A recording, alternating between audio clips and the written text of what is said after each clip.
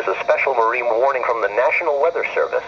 The National Weather Service in Chicago has issued a special marine warning for nearshore waters from Winthrop Harbor to Wilmette Harbor, open waters from Winthrop Harbor to Wilmette Harbor up to mid-lake until 6:15 p.m.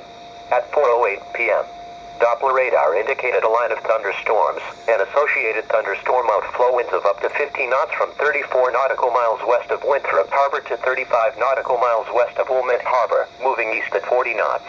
Mariners can expect gusty winds, high waves, dangerous lightning, and heavy rains. Boaters should seek safe harbor immediately until these storms pass.